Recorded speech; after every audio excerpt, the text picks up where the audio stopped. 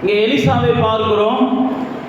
1 ராஜாக்கள் 19ஆம் அதிகாரத்தில் 19வது வசனத்தில் அவர் என்ன செய்து கொண்டிருந்தாரா? ஏர் பூட்டி உழுது கொண்டிருந்தார் அப்படின்னு பைபிளில் பார்க்கிறோம். அவர் ஏரை ஓட்டி கொண்டு இருந்தார். அப்போ தேவனுடைய பிள்ளைகளாகிய நாம் என்ன செய்கிறோன்றதை என்ன செய்கிறாருன்னா தேவன் பார்த்து தான் அடுத்து நம்மளை ஏதாவது செய்ய வைக்கிறார்.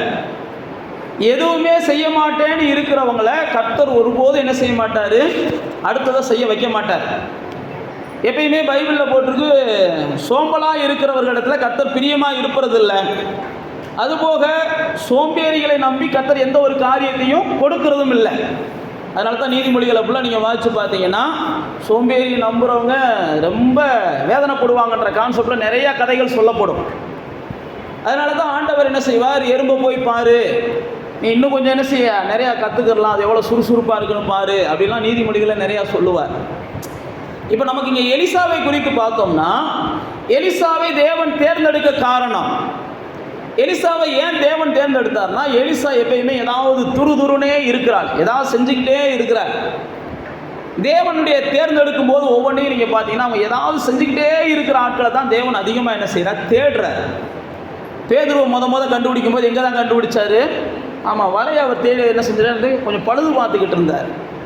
மத்தேயு எங்கே தான் கண்டுபிடிச்சார்னா ஆயத்துறையில் என்ன செஞ்சார், வரி வசூல் பண்ணிக்கிட்டு இருந்தார். இதெல்லாம் வேதத்தில் இருக்குது. அப்போ தேவன் ஏதாவது ஒரு மனுஷனை குறித்து ஒரு திட்டம் போடணும் அப்படின்னா அவர் பார்க்கும்போது அந்த மனுஷன் என்ன செய்யணும், செயல்படுகிறவனாக இருக்கணும்.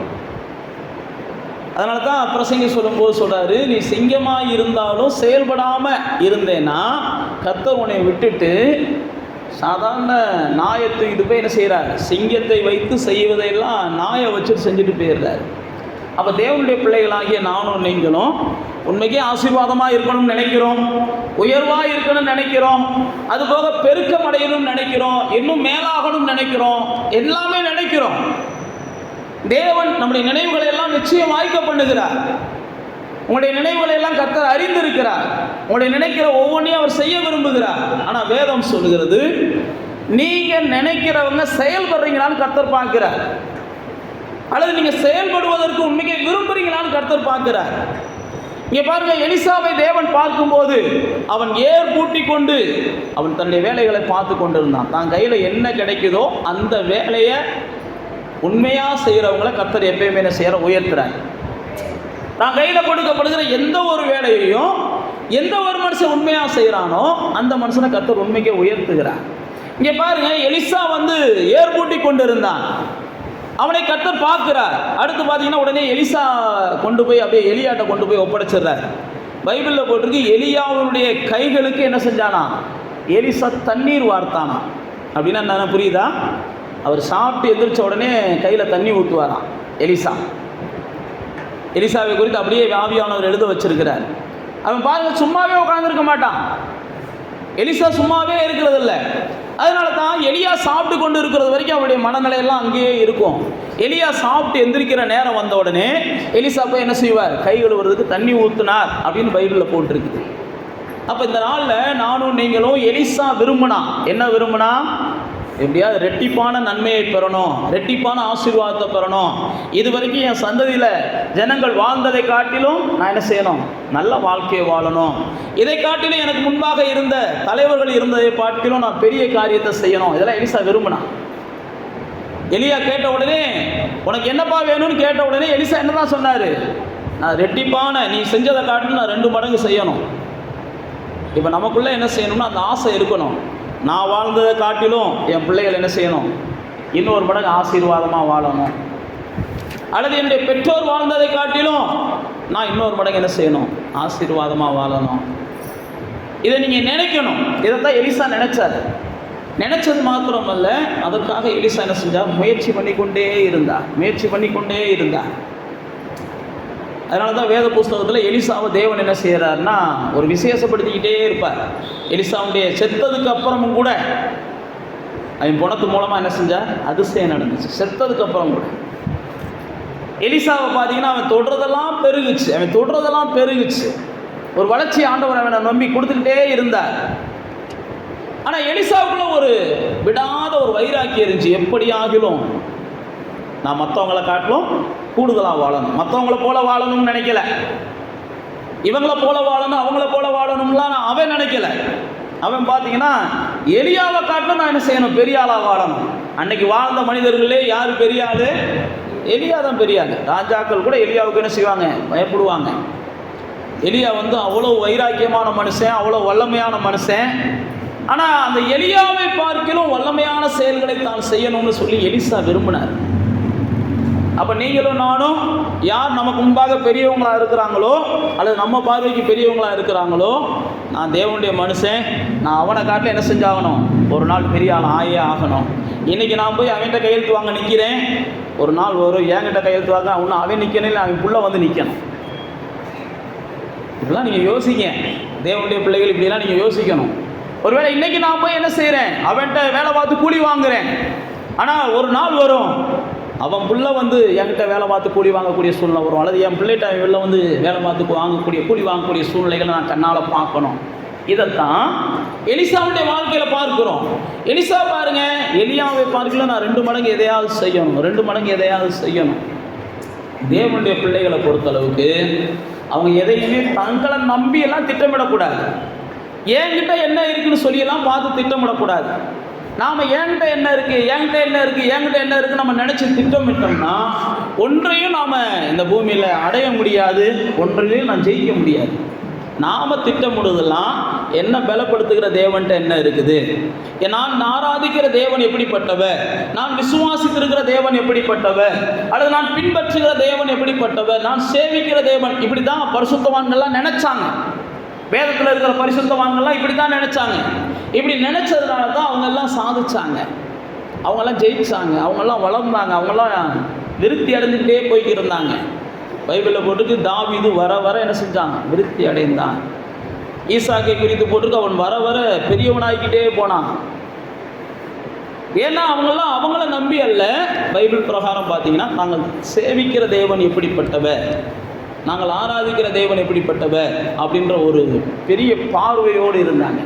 எப்பயுமே நீங்கள் உங்களையே ஆராய்ச்சி பண்ணிக்க கூடாது. நீங்கள் நிச்சயமாக உங்களை ஆராய்ச்சி பண்ண மாட்டீங்க, நீங்கள் மற்றவங்கள தான் ஆராய்ச்சி பண்ணுவீங்க. என்றைக்குமே தன் பிள்ளைகளை எந்த மனுஷனும் என்ன செய்கிறதில்ல, உணர்றதில்ல. தான் பெருமையை எல்லா மனுஷனும் உணர்ந்துருக்கிறாங்க. உங்களுடைய பிள்ளைகளை எந்த மனுஷன் உணர்றானோ பைபிள் பிரகாரம் போட்டிருக்கு, உண்மைக்கு அவன் தான் யார், அடுத்த கட்டத்துக்கு நகர முடியும்.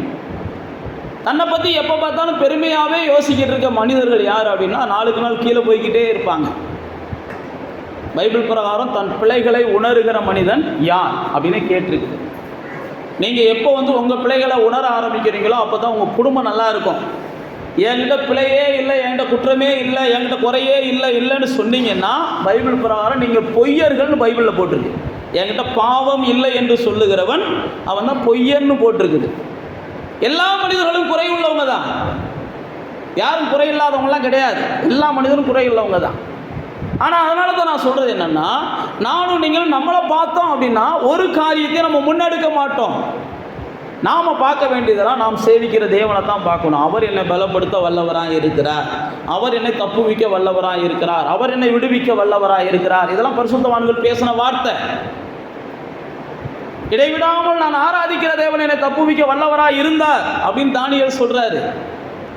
நாங்கள் ஆராதிக்கிற தேவன் எங்களை என்ன செய்கிறார், இதுலேருந்து தூக்கி விடுறதுக்கு அவர் வல்லவராக இருக்கிறார். சாத்ராக் மேசாக் போன்றவங்களாம் சொல்கிறாங்க.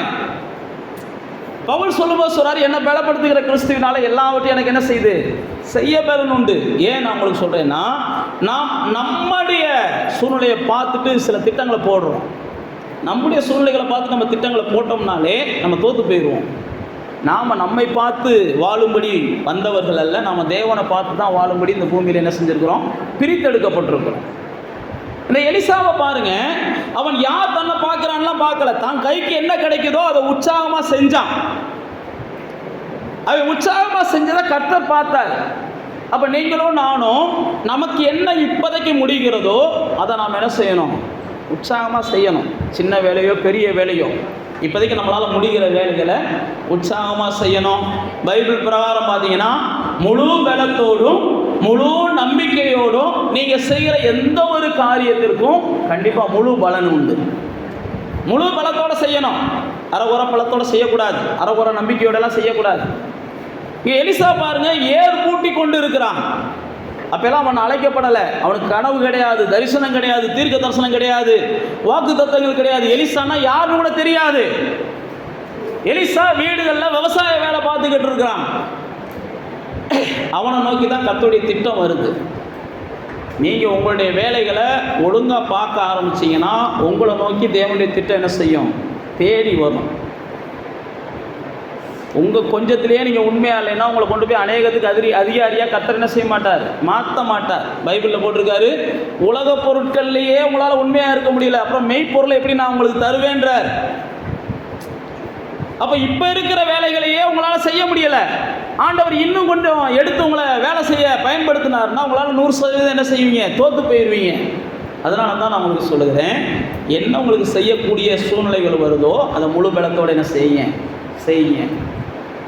உங்களால் செய்யக்கூடியது பாருங்கள். எலிசாவுடைய வாழ்க்கையில் அவன் செய்ய வேண்டியதை முழு பலத்தோடு செஞ்சு கொண்டு தான் உடனே தேவன் எலியாவை அனுப்புகிறார்.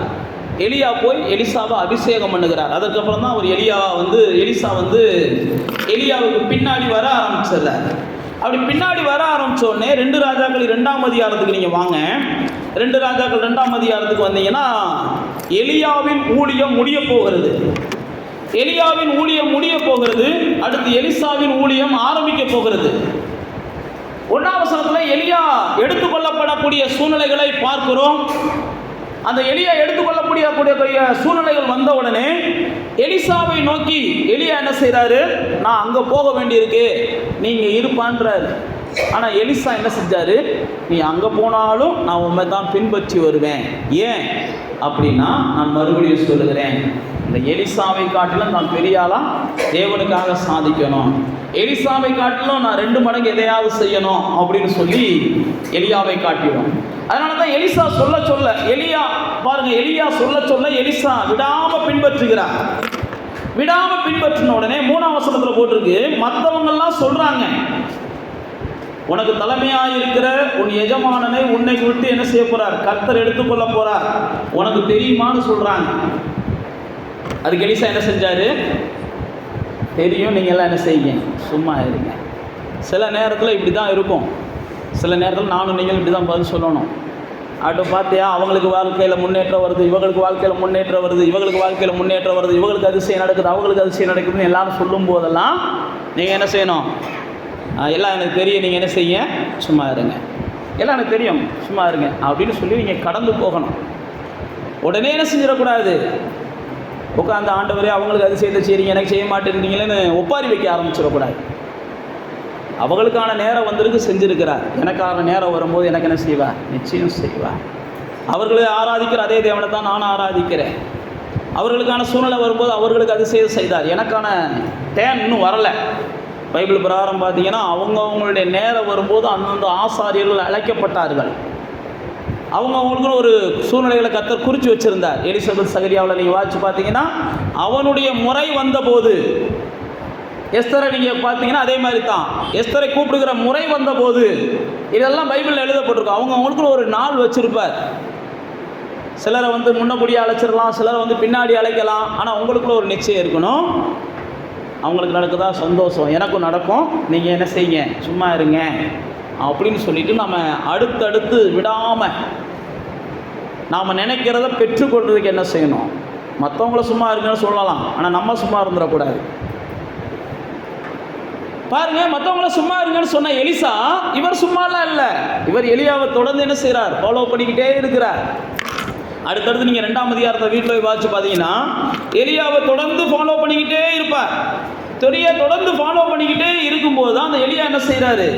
ஏன்டா இப்படி என்னை விடாமல் ஃபாலோ பண்ணுறேன் அப்படின்னு கேட்கும்போது தான் எலிசா சொல்லும்போது ஒரு வார்த்தையை சொல்லுவார், நான் உங்ககிட்ட இருக்கிற வரத்தை என்ன செய்யணும்?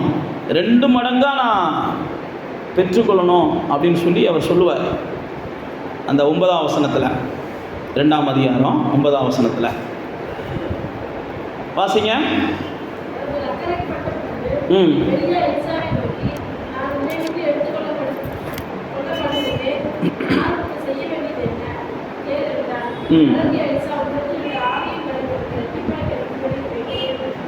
பாருங்க, நீங்களும் நானும் தேவனிடத்திலிருந்து எதையாவது பெற்றுக்கொள்ளணும்னா தேவன் பார்த்து நம்மளை என்ன செய்யணும்? இப்படி கேட்கணும். என்னப்பா என்ன சொன்னாலும் எப்போ பார்த்தாலும் ஆண்டவரே ஆண்டவரே ஆண்டவரேன்னு வந்து நிற்கிற, என்ன தான் உனக்கு செய்யணும்? எலிசா அவை நோக்கி எலியா கேட்குற, என்ன செய்யணும்? எல்லாரும் பாரு இப்படி சொல்கிறாங்க அப்படி சொல்கிறாங்க, எல்லாரும் அப்படி இருக்கிறாங்க, ஆனால் நீ மட்டும் என்ன செய்கிற? அதெல்லாம் இல்லை, எனக்கு வேணும் எனக்கு வேணும்னு நிற்கிற. உனக்கு என்ன வேணும்? உனக்கு என்ன வேணும்? உனக்கு என்ன வேணும்? நீ வேத புஸ்தகத்தில் பார்த்தீங்கன்னா யாரெல்லாம் விடாமல் துரத்தி கொண்டே இருந்தாங்களோ அவங்கள பார்த்தெல்லாம் ஆண்டவர் கேட்குற கேள்வி இந்த கேள்வி தான். உங்களுக்கு என்ன செய்யணும்னு நீங்கள் விரும்புகிறீங்க? என்ன செய்யணும்னு விரும்புகிறீங்க? உங்களுக்கு நான் என்ன செய்யணும்? ஒரு கானானிய பெண் என்ன செய்கிறாங்க? இயேசுவை விடாமல் துரத்திக்கிட்டே இருக்கிறாங்க. என்னம்மா உனக்கு செய்யணும் சொல்லுமா அப்படின்றார். குருடர்கள் என்ன செய்கிறாங்க? விடாமல் கத்திக்கிட்டே இருக்கிறாங்க. உடனே இயேசு என்ன செய்யணும் சொல்லுங்க. இதே தான் நீங்கள் வாழ்க்கையில் சாதிக்கணும், ஜெயிக்கணும், வளரணும்னு நினச்சிங்கன்னா இயேசுவை விடாமல் என்ன செய்யுங்க, தொடர்ந்துக்கிட்டே இருங்க. நிச்சயம் இயேசு ஒரு நேரம் வரும்போது உங்கள்கிட்ட கேட்பார், எனத்துக்காக என்னை தொடர்ற, எனத்துக்காக என்னை பின்பற்றுகிற, என்ன உனக்கு எதிர்பார்க்குற சொல் அப்படின்னு சொல்லும்போது நீங்கள் உள்ளத்தில் இருக்கிறதெல்லாம் பெற்றுக்கொள்ளக்கூடிய நேரம் வந்துடுச்சு நீங்கள் நினச்சிக்கணும். அதுக்கான நேரம் வந்துடுச்சு. பாருங்கள், எலிசா கேட்ட உடனே சொல்லுகிறார், நான் ரெட்டிப்பான வரங்களை பெறணும். அப்போ நீங்களும் நானும் எதையாவது அடையணும் அப்படின்னா முதல்ல என்ன செய்யக்கூடாது?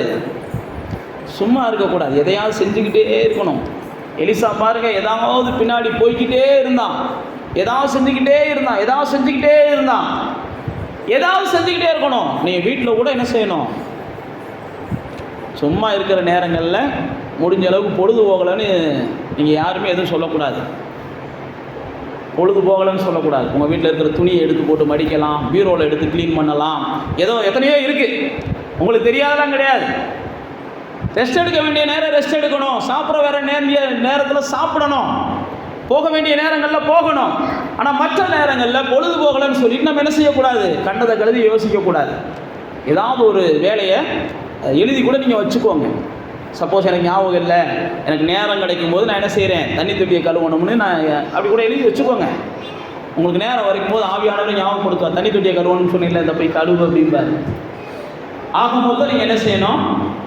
ஏதாவது செஞ்சுக்கிட்டே இருந்தால் தான் வாழ்க்கையில் அடுத்தடுத்த கட்டத்துக்கு கர்த்தர் உங்களை என்ன செய்வார்? கொண்டு போவார். இப்போ எலிசா பாருங்க, அதே எண்ணத்தில் இருந்தார். எலிசா அதே எண்ணத்தில் இருந்தார். ஆவியானவர் எலிசாவை என்ன செஞ்சார்? அதுக்கப்புறம் கையில் எடுக்க ஆரம்பித்தார். எலியா பறந்து போயிறார். எலியாட்ட ஆவியானவர் சொல்கிறார், பாருங்க, எலிசா எப்போ நான் எடுத்துக்கொள்ள போடுறப்ப நீ என்ன செய்யணும்? பார்க்கணும். அதுக்கு என்ன காரணம்னா அப்படி தான் விழிப்பாக இருக்கணும். எதையாவது பெற்றுக்கொள்ளணும்ட்டு ஜோம் பண்ணிட்டு நீங்கள் வாடி தூங்கிடக்கூடாது. ஜோம் பண்ணும்போது தான் நிறையா பேருக்கு தூக்கமே வரும். எத்தனை பேருக்கு வருதுன்னு தெரில. ஜோம் பண்ணும்போது தான் என்ன செய்யும்? தூக்கமே வரும். அப்போ தான் நாம் என்ன செய்வோம்? ஜோம் பண்ணிட்டு பதில் கிடைச்சா கூட நமக்கு கிடைக்காம பெற்றுக்கொள்ள முடியாமல் போயிடும். இங்கே பாருங்கள், எலிசாவை பார்த்து எலியா சொல்கிறாரு, இங்கே வேறு நீ வேணுன்றதை கேட்குற, ஆனால் நான் எடுத்துக்கொள்ளப்படுறப்ப நீ பார்த்தேனாத்தேன் கிடைக்கும். அப்படின்னா என்னென்னா, அதனால தான் இயேசு சொன்னார், கொஞ்சம் விழிப்பாக இருங்க. இயேசு அடிக்கடி இந்த வார்த்தையை பயன்படுத்தினார் சீசர்களை பார்த்து. கொஞ்சம் விழிப்பாக இருங்க, விழிப்பாக இருங்க, விழிப்பாக இருங்க. அசதியாக இருக்கக்கூடாது தேவ பிள்ளைகள். அதே நேரத்தில் என்ன செய்யணும்? தேவ பிள்ளைகள் கொஞ்சம் விழிப்பாக இருக்கணும். எலிசாவை பார்த்து எலியா சொல்கிறார், நான் போகும்போது நீ பார்த்தா தான் உனக்கு நீ கேட்டது கிடைக்கும். பாருங்க, எலியா எப்போ போவார்னு யாருக்கும் தெரியாது, எலியாவுக்கே தெரியாது. ஆண்டவர் இங்கே வாழ்றாரு, அங்கே போகிறார், அங்கே வாழ்றாரு, அங்கே போகிறார், அங்கே வாழ்றாரு, அங்கே போகிறார். ஆனால் போக போகிறாருன்றது மட்டும் தெரியும். அப்போ நீங்களும் நானும் பாருங்க, முதல்ல நான் சொன்னேன், நாம் மேலே அப்படியே உயரணும்னு நினைக்கிற நாம் ஏதாவது முடிஞ்சதை செஞ்சுக்கிட்டே இருக்கணும். ரெண்டாவது, எப்படா வாய்ப்பு வரும்னு என்ன செய்யணும்? காத்து கிடக்கணும். எப்படா வாய்ப்பு வரும்னு காத்து கிடக்கணும். எந்த ஒரு வாய்ப்பையும் நம்ம தவற விடக்கூடாது, விழிப்பாக இருக்கணும். நமக்கு தேவன் எப்போ வேணாலும் வாய்ப்பை கொடுப்பார், எந்த சூழ்நிலை வேணாலும் வாய்ப்பை கொடுப்பார். அந்த வாய்ப்பை நாம் என்ன செய்யக்கூடாது? தவறவே விடக்கூடாது. நீங்கள் வாய்ப்பை பிடிச்சிக்கிட்டீங்கனாலே உங்கள் வாழ்க்கை அடுத்த நிமிஷமே மாற ஆரம்பிச்சிடும். நீங்கள் வாய்ப்புகளை தவற விடும்போது தான் மாற வேண்டிய வாழ்க்கை தொடர்ந்து என்ன செய்யுது? இருளாகிக்கிட்டே போகுது. நீங்கள் நல்லா யோசிச்சு பார்த்தீங்கன்னா தெரியும், நம்ம எங்கெங்கெல்லாம் வாய்ப்புகளை தவற விட்டோம், எந்தெந்த வாய்ப்புகளை நம்ம சரியாக பயன்படுத்தியிருந்தோம்னா இன்றைக்கி நம்முடைய வாழ்க்கையில் ஏதோ ஒரு சூழ்நிலைகளில் ஒரு பெரிய ஆசீர்வாதத்தை பார்த்துருப்போம்னு நீங்கள் ஃபீல் பண்ண முடியும். நீங்கள் தனியாக உட்காந்து யோசிச்சு பாருங்களேன். நீங்கள் தவற விட்ட வாய்ப்புகள்னு யோசிச்சு பாருங்கள், நீங்களே ஆச்சரியப்படுவீங்க. ஆனால் இங்கே பாருங்கள், எலிசாவை பார்த்து எலியா சொல்கிறாரு, இங்கே வரு, உனக்கு சரியான சான்ஸ் கொடுக்குறேன், நான் பறக்கும்போது தேவன் எடுத்துக்கொள்ளப்படும் போது என்னை நீ பார்க்கணும் அப்படின்றார். அதே போல் எலியா என்ன செஞ்சார், எடுத்துக்கொள்ளப்படுற நேரத்தில் எலிசா பார்த்தார். பார்த்ததுனால தான் சால்வை விழுந்துச்சு. சால்வை விழுந்ததப்போ அவரால் எடுக்க முடிஞ்சிச்சு. இவர் மட்டும் பார்க்காம இருந்திருந்தார்னா சால்வை விழுந்ததையும் பார்த்துருக்க மாட்டார், திரும்ப அவர் எதிர்பார்த்த அதிசயங்களே அவர் என்ன செஞ்சுருக்க மாட்டார், செஞ்சிருக்க மாட்டார். அப்போ நீங்களும் நானும் என்ன செய்யணும், வாய்ப்புகளை தேவன் எப்படா தருவார்னு காத்திருக்கணும், எப்படா நமக்கான வாசல் திறக்கணும்னு காத்திருக்கணும், எப்படா நமக்கான வாய்ப்பு கிடைக்கும் அப்படின்னு காத்திருக்கணும். ஏன்னா விரும்புகிறோம், நாம் வளர விரும்புகிறோம், உயர விரும்புகிறோம், பெருக விரும்புகிறோம், ஏதோ ஒரு வகையில் நம்ம விரும்புகிறோம், அந்த வாழ்க்கையில் சாதிக்க விரும்புகிறோம், வாழ்க்கையில் ஜெயிக்க விரும்புகிறோம். ஆனால் வாய்ப்புகளை நம்ம என்ன செய்யக்கூடாது, தவற விடாமல் காத்துக்கிட்டே இருக்கணும். எலிசா சரியாக வாய்ப்புகளை எடுத்தார். எடுத்ததுக்கப்புறம் பைபிளில் போட்டிருக்க அடுத்த உடனே செயல்படுத்த ஆரம்பிச்சிடுறார். 13ஆம் வசனத்தில் அந்த இதில் 2ஆம் அதிகாரம் 13ஆம் வசனம், 2 ராஜாக்கள், எலியாவின் மேல் இருந்த சால்வை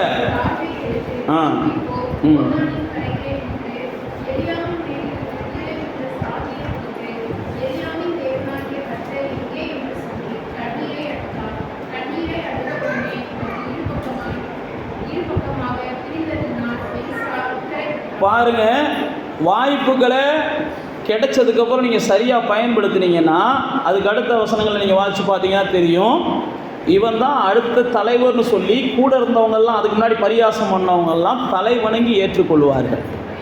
அடுத்து தலை வணங்கி ஏற்றுக்கொள்வார்கள். அதுக்கு வரைக்கும் பரியாசம் பண்ணுவாங்க. அப்போ வாய்ப்புகள் நமக்கு கிடைக்கலாம். வாய்ப்புகளை நம்ம தேவன் தரும்போது அதை நம்ம என்ன செய்கிறோம், பயன்படுத்துகிறதுக்கு நமக்கு தைரியம் அவசியம். நீங்களும் நானும் என்ன செய்யணும், நான் சொன்னபடி சுறுசுறுப்பாக இருக்கணும், 2வது விழிப்பாக இருக்கணும், 3வது தைரியமாக இருக்கணும். தேவ பிள்ளைகள் எப்பயுமே என்ன செய்யணும், தைரியமாக இருக்கணும். பைபிளில் போட்டிருக்கு, நீதிமான்கள் சிங்கத்தை போல் என்ன செய்வாங்க, தைரியமாக இருப்பாங்களாம். நானும் நீங்களும் தைரியமாக எந்த ஒரு காரியத்தையும் செய்யணும். நான் மறுபடியும் சொல்லுகிறேன், நாம் நம்மை சார்ந்து எதையும் யோசிக்கலை, தேவனை சார்ந்து நம்ம என்ன செய்கிறோம், யோசிக்கிறோம். நாம் நம்மை சார்ந்து எதையும் திட்டமிடலை, தேவனை சார்ந்து திட்டமிடுகிறோம். நாம் எங்களால் ஆகும் என்று பவுல் அழகாக சொல்வார், நாங்கள் எதையுமே யோசிக்கிறது இல்லை, எங்களால் ஆகும் என்று எதையுமே நாங்கள் திட்டமிடுகிறது இல்லை. பவுல் அழகான வார்த்தைகளை ஆவியானவர் மூலமாக எழுதப்பட்டிருக்கிறது. எங்களால் ஆகும் என்று சொல்லினா நாங்கள் யோசிக்கலை.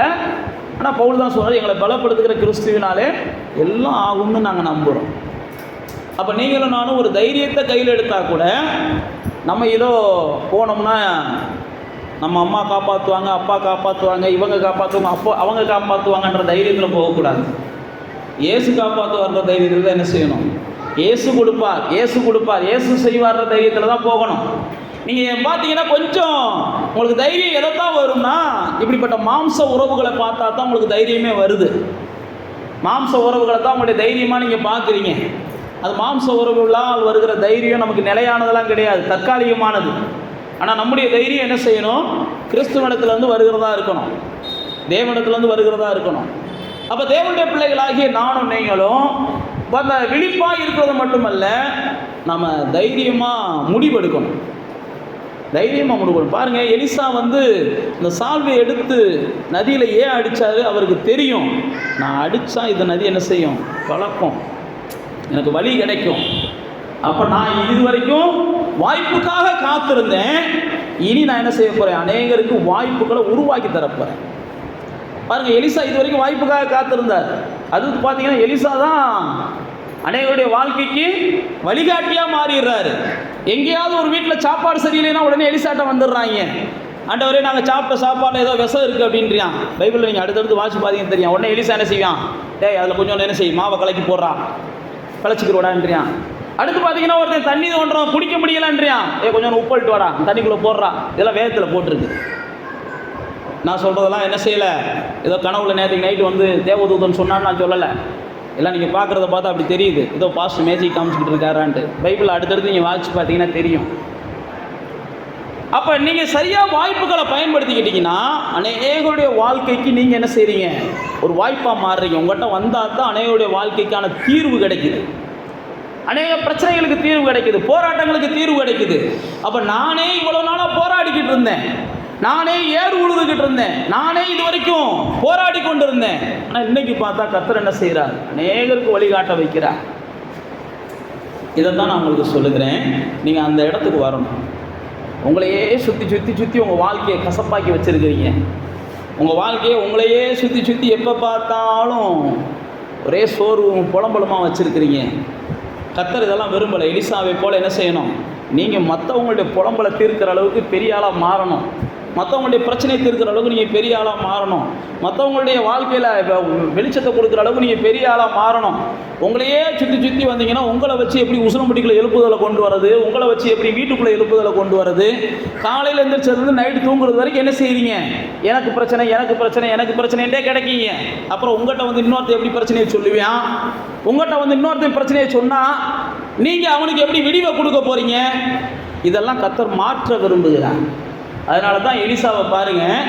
எலிசாவுடைய வாழ்க்கையில் அடுத்தடுத்து நீங்கள் வீட்டில் போய் வாட்சி பாருங்கள். இந்த நான் சொன்ன அந்த 2 ராஜாக்களின் புத்தகத்தை நீங்கள் வாட்சிங்கன்னா தான் எலிசாவுடைய இது புரியும் உங்களுக்கு.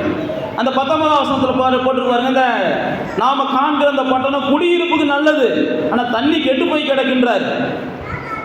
உடனே அவன் என்ன செஞ்சானா, ஒரு புது தோண்டியை எடுத்து அதில் உப்பை போட்டு கொண்டு வாங்கன்றான். கொண்டு போகிறாங்க. உடனே அந்த நீரூட்டுக்குள்ளே என்ன செஞ்சான்? அந்த உப்பை போடுறான். அந்த தண்ணி என்ன செஞ்சிருச்சு? ஆரோக்கியமாயிருச்சு. பைபிளில் போட்டுருக்கு, இனி இதனால் சாவும் வராது, நிலப்பாலும் இராது அப்படின்னு சொல்லி அந்த தண்ணியை அவன் ஆரோக்கியமாக்கினான். அப்படி எத்தனையோ காரியங்களை நீங்கள் ஆரோக்கியமாக்க முடியும். கர்த்தர் உங்களை கொண்டு என்ன செய்வார்? ஆரோக்கியமான வாழ்க்கையை அநேகருக்கு கொடுப்பார். நீங்கள் அநேகருக்கு ஆரோக்கியமான வாழ்க்கையை தரக்கூடிய வழிகாட்டிகளாக அல்லது ஊற்றுகளாக மாறுவீங்க. நான் மறுபடியும் சொல்லுகிறேன், நீங்கள் செய்ய வேண்டியதெல்லாம் இன்றைக்கி உங்களுக்கு என்ன செய்ய முடியுதோ அதை கொஞ்சம் என்ன செய்யுங்க, சுறுசுறுப்பாக செய்யுங்க, உண்மையாக செய்யுங்க. 2வது நான் உங்களுக்கு சொன்னது தான், நீங்கள் விழிப்பாக இருங்க. எப்பயுமே என்ன செய்யுங்க? விழிப்புடன் இருங்க. 3வது நான் உங்களுக்கு சொன்னது தான், வாய்ப்புகளை சரியான செய்யுங்க, பிடிச்சிக்கோங்க. 4வது உங்களுக்கு சொன்னது, கொஞ்சம் தைரியமாக இருங்க.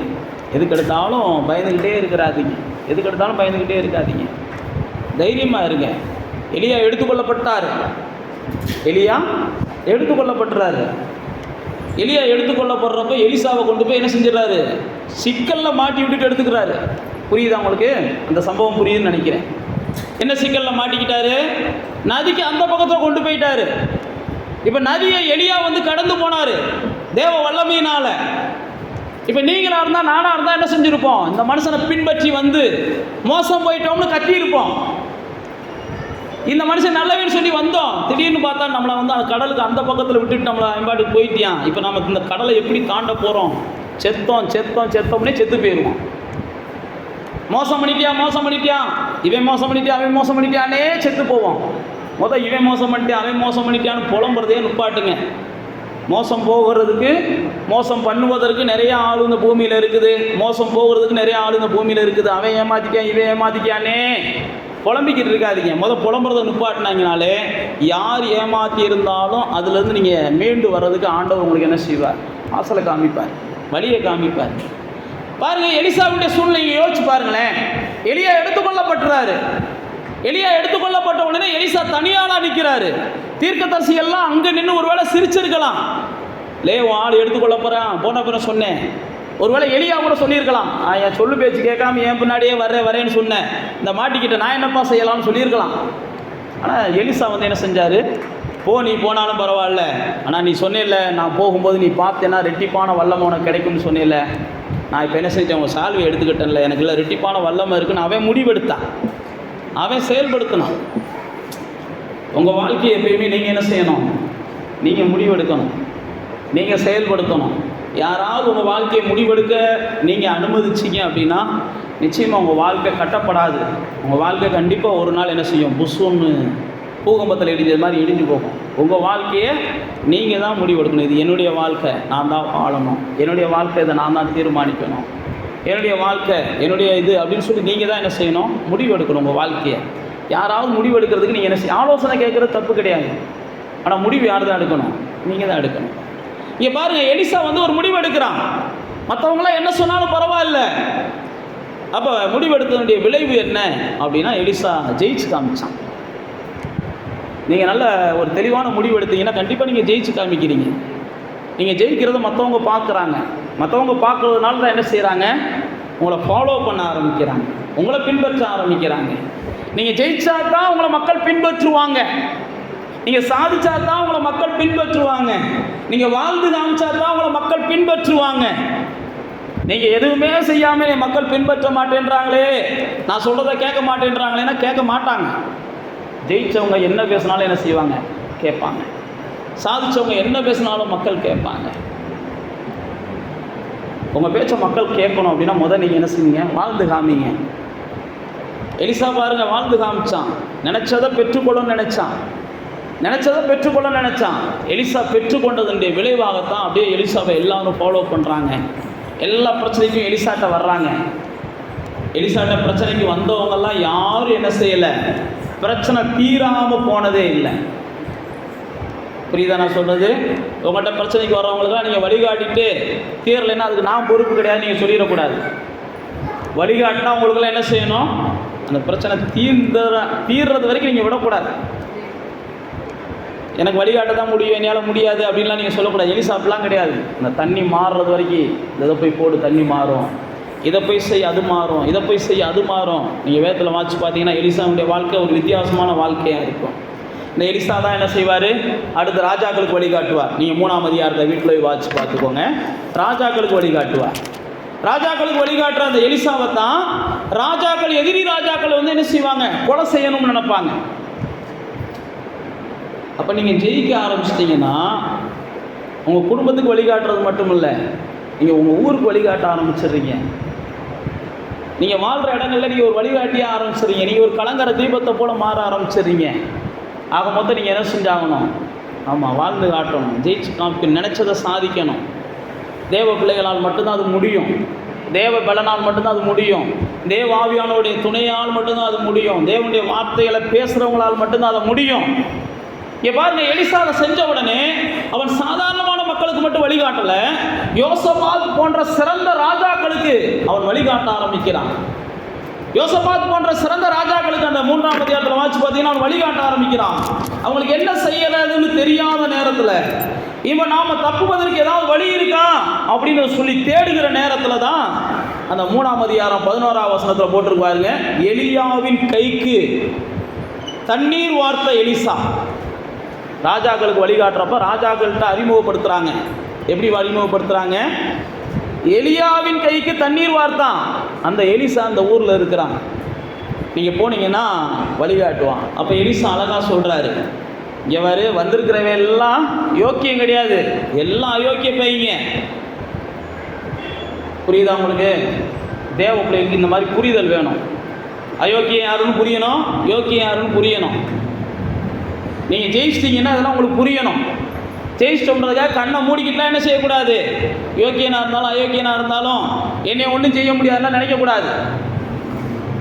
அயோக்கியம் என்னைக்கு வேணாலும் என்ன செய்யலாம், நீங்கள் ஏமாந்தீங்கன்னா உங்களை அசுத்தப்படுத்திடுவாங்க, உங்களை அவமானப்படுத்திடுவாங்க. அதனால் நீங்கள் என்ன செய்யணும், எலிசா பாருங்கள், நீங்கள் அந்த 3ஆம் அதிகாரத்தில் வாட்சி பார்த்த உடனே சொல்கிறான், இங்கே வந்திருக்கவே எவன் யோக்கியம் எவன் அயோக்கியம் எனக்கு தெரியும். ஆனால் உங்கள் எல்லா அயோக்கியங்களை காட்டும் ஒரே ஒரு யோக்கியம் உங்கள் கூட வந்திருக்கேன். அந்த ஒருத்தனுக்காகத்தான் உங்கள்கிட்ட நான் பேசிக்கிட்டு இருக்கேன். புரியுதா? அயோக்கியர்களோட பேசிக்கிட்டே இருக்கக்கூடாது. அவன் அயோக்கியன், அவன் அநியாயக்காரன், அவன் அக்கிரமக்காரன், அவன் அசுத்தம் உள்ளவன், அவனால் நமக்கு ஏதோ ஒரு வகையில் பேர் கெட்டு போகும்னு தெரிஞ்சுன்னா முடிஞ்ச அளவுக்கு எலிசாவே யோசிக்கிறான். நீங்களாக இருந்தாலும் நானாக இருந்தாலும் கொஞ்சமாவது யோசிக்கணும். வாழ்ந்து காமிக்கணும், சாதிச்சு காமிக்கணும், ஜெயிச்சு காமிக்கணும், கரை இல்லாமல் இருக்கணும், பிழை இல்லாமல் இருக்கணும், மற்றவங்களுக்கு வழிகாட்டணும், பிரகாசிக்கணும்லாம் நிறைய யோசிக்கிற நாம் என்ன செய்யணும், இந்த மாதிரி கொஞ்சம் அக்கிரமக்காரங்க, அநியாயக்காரங்க, அயோக்கியர்கள் இவங்களெல்லாம் கொஞ்சம் நிதானிக்கணும். எலிசா நிதானித்த உடனே நல்லவங்களை பார்த்து சொல்கிறான், யோசபாத்து உனக்காக நான் என்ன செய்கிறேன், இந்த பிரச்சனைக்கு தீர்வு சொல்கிறேன். பைபிளில் போட்டிருக்குது. அங்கே தான் சொல்கிறாரு, நீங்கள் காற்றையும் பார்க்க மாட்டீங்க, மழையும் பார்க்க மாட்டீங்க, ஆனால் உங்கள் வாய்க்கால்கள் என்ன செய்யும், தண்ணி வரும்பா, நீங்கள் நல்லா இருப்பீங்கன்றது தான் அவர் அந்த 3ஆம் அதிகாரத்தில் சொல்லி அந்த ராஜாக்களுக்கு அவர் வழிகாட்டுகிறதை பார்க்கிறோம். இப்போ ராஜாக்களுக்கு அவர் வழிகாட்டிட்டாரு, நான் சொன்னபடி ராஜாக்களுக்கு வழிகாட்டிட்டாரு. அடுத்து பாருங்க 4ஆம் அதிகாரத்தில் வந்தீங்கன்னா ஒரு குடும்பத்தில் பிரச்சனை, கடன் பிரச்சனை. கடன் பிரச்சனையில எப்பயுமே கர்த்தர் என்ன செய்யறாருன்னா உங்கள்கிட்ட இருக்கிறத ஆசீர்வதிக்கிறார். கடன் பிரச்சனைக்கு தீர்வு இன்னொரு இடத்துல கடன் வாங்குவதுன்னு நினைக்கிறது முட்டாள்தனம். சில நேரத்தில் நாம் அப்படிதான் நினைக்கிறோம். கடன் பிரச்சனையை தீர்க்கிறதுக்கு என்ன செய்யறோம்? இன்னொரு கடனை வாங்குறோம். தேவ பிள்ளைகளாகிய நானும் நீங்களும் கடன் பிரச்சனைகளை தீர்ப்பதற்கு இன்னொரு கடன் என்னவே செய்யக்கூடாது, வாங்கவே கூடாது. நீங்க நல்லா தெரிஞ்சுக்கோங்க. இப்ப நான் ஒரு பணக்காரனா இருக்கேன், கவனிக்கிறீங்களா? நான் ஒரு பணக்காரனா இருக்கேன். என் கூட பிறந்த தம்பி ஒரு கடன்காரனா இருக்கிறாருன்னு வச்சுக்கோங்க. இப்ப என்கிட்ட வந்து அவர் கடன் தீர்க்கணும், ஏதாவது உதவி செய்யுங்க அப்படின்னு கேட்டா, அவர் வரும்போது நான் என்ன செய்வேன்? எப்பா என்ன கடன் இருக்கோ அதில் நான் தீர்த்து விட்டுறேன், ஆனால் இனிப்போ என்ன செய்யாத கடன் வாங்க. ஏன்? நான் எவ்வளோ கடன் வாங்கினாலும் என் அண்ணன் தீர்த்துருவான்னு தெரிஞ்சுன்னா அவனை நானே கெடுக்கிறது மாதிரி ஆயிடும். அவனை கெடுக்கிறது மட்டும் இல்லை, அவனால் அவன் 1000 பேர்த்த கெடுக்கிறவனா மாறிடுவான். புரியுதா உங்களுக்கு நான் சொல்கிறது? புரியுதா புரியலையா? அதே மாதிரி தான் எல்லாத்துக்குமே. இயேசு பாருங்க, பாவம் செய்கிறவங்க வர்றாங்க, விபச்சாரக்கார ஸ்திரீ வர்றாங்க, எல்லாத்தையும் இயேசு என்ன செய்கிறாரு? இங்கே வரு, நீ இது வரைக்கும் செஞ்ச பாவம்லாம் ரைட்டு, ஆனால் இனிப்போ என்ன செய்யாத பாவம் செய்ய. தேவ பிள்ளைகளுக்கு தேவன் கொடுக்கறது இதுதான். இது வரைக்கும் நீ ஒருவேளை பாவம் செஞ்சதை நான் ஏற்றுக்கிறேன், இது வரைக்கும் நீ அக்கிரமம் செஞ்சதை நான் ஏற்றுக்கிறேன், ஆனால் இனிப்போ என்ன செய்யாத, அக்கிரமம் செஞ்சால் நான் ஏற்றுக்கிறேன் நம்பிலாம் வராத. புரியுதா நான் உங்களுக்கு சொல்றது? அப்ப தேவ பிள்ளைகளாகிய நாம் கடன் பிரச்சனைகள் தீரணுன்றதுக்காக கர்த்தர் ஒரு சில நேரத்தில் நமக்கு கை கொடுக்குறான்றதுக்காக அடுத்த கடனையும் வாங்குவோம்னா நீங்க துணியக்கூடாது. துணிஞ்சீங்கன்னா கடைசியில் என்ன செஞ்சிடும்? ஆமா, ஏமாந்து போயிருவீங்க. இங்க பாருங்க, எலிசாவுடைய வாழ்க்கையில ஒரு கடன்கார குடும்பம் வருகிறது. அப்ப எலிசா என்ன சொல்றாரு? உங்ககிட்ட என்ன இருக்குது? அவங்க என்கிட்ட என்ன இருக்குதுன்றாங்க. உங்ககிட்ட என்ன இருக்குது? ஆமா, என்ன இருக்குது? உங்கள்கிட்ட என்ன இருக்குது, என்ன இருக்குதுன்னு 2 பேரும் கேள்வி கேட்டுக்கிட்டு இருக்கிறாங்கன்னு நினைக்காதீங்க. அவங்க வீட்டில் உண்மைக்கு என்ன இருந்துச்சு, இதுக்கு மேலே நான் பேச விரும்பலை. அப்போ பாருங்க, எண்ணெயை பார்த்த உடனே எலிசா என்ன செஞ்சிடறாரு? அதை கொண்டு போய் உன் பாத்திரங்கள் எல்லாம் நீ நிரப்பி கடன் அடைச்சிருமா அப்படின்றாரு. பாருங்க, கடன் அடைச்ச உடனே அந்த அம்மா என்ன செய்யலை? எலிசாவை மறக்கலை. சில நேரத்தில் சில விண்ணப்பங்களை ஆண்டவர் நிறைவேற்றின உடனே நிறையா பேர் என்ன செஞ்சுருவோம்? ஊழியக்காரங்களை மறந்துடும். விண்ணப்பம் நிறைவேறது வரைக்கும் ஊழியக்காரங்களுக்கு ஃபோன் போட்டிருப்போம். விண்ணப்பம் நிறைவேறிடுச்சுன்னா ஊழியக்காரர் எதுவும் காணிக்கை கேட்டுருவாரோன்னு இந்த மாதிரி தான் செஞ்சுருவோம். ஆனால் எலிசாவுடைய வாழ்க்கையில் பாருங்கள், அந்த அம்மா கடன் பிரச்சனை தீர்ந்த உடனே எலிசாவுக்கு தான் சொல்கிறாங்க, ஆண்டவரே கடன்லாம் பிரச்சனை தீர்ந்துருச்சு, மீதம் இருக்குது. அப்போ தான் எலிசா சொல்கிறாரு, அதை வச்சு நீயும் உன் பிள்ளையும் வாழ்த்துக்கோங்கன்றாங்க. அப்போ தேவ பிள்ளைகளே, நீங்கள் கடன் பிரச்சனையில் இருக்கிறத தேவன் ஒருபோது விரும்புறதில்லை. ஒருவேளை யாராவது நீங்கள் கடன் பிரச்சனையில் இருக்கிறதா இன்னைக்கு காலை வேளையில் இந்த நேரத்தில் உட்காந்துருக்கீங்கன்னா, உங்கள்கிட்ட என்ன இருக்கோ அதை கொண்டு ஆசீர்வதிச்சு நீங்கள் கடன்லேருந்து மீதம் எடுத்து கர்த்தர் உதவி செய்வார். நீங்கள் கடன் பிரச்சனையை மாற்றுறதுக்காக அங்கே கடன் வாங்குறேன், இங்கே வட்டிக்கு வாங்குறேன், அங்கே வட்டிக்கு வாங்குறீங்க, என்ன நீங்கள் வாங்குனீங்கன்னா அதில் ஆண்டவரை செயலை நீங்கள் பார்க்க முடியாது. அதில் ஆண்டவர் பிரியப்படவும் மாட்டார். உங்கள் கடன் சாகிறது வரைக்கும் இல்லை, உங்கள் சந்ததிக்கு நீங்கள் வச்சுட்டு போயிடுவீங்க. ஏதோ சூழ்நிலை கடனில் அகப்பட்டுக்கிட்டீங்க, ஆனால் ஆண்டவர் உங்கள்கிட்ட தான் பேசுகிறார். இப்போ நீங்கள் கடன்லேருந்து மீறணும்னா உங்கள்கிட்ட என்ன இருக்குதோ அதை ஆண்டவர் நிச்சயம் என்ன செய்வார்? ஆசீர்வதித்து அந்த கடன்லேருந்து மீறதுக்கு உங்களுக்கு உதவி செய்வார். ஆனால் நீங்கள் இன்னொரு பொறுப்பை எடுக்கணும். இனிமேல் நான் என்ன செய்ய மாட்டேன்? கடன் வாங்க மாட்டேன். இனிமேல் நான் கடன் வாங்க மாட்டேன். ஆண்டவரே, இனி நான் கடன் வாங்க மாட்டேன். தேவன் கடன் வாங்குகிற ஒரு இடத்துல பிரியமாக இருக்கிறது இல்லை. தேவன் கடன் கொடுக்குற இடத்துல தான் நம்மளை வைக்கணும்னு சொல்லி அவர் விரும்பி இருக்கிறார். நீங்களும் நானும் என்ன செய்யணும்? கடன் கொடுக்குறவங்களா இருக்கணும், கடன் வாங்குறவங்களா இருக்கக்கூடாது. கர்த்தர் அப்படிப்பட்ட கிருபையெல்லாம் நமக்கு தருவார். இங்கே பாருங்க, அடுத்தடுத்து சில அதிசயங்கள். அடுத்து ஒரு பெரிய ஆபத்து.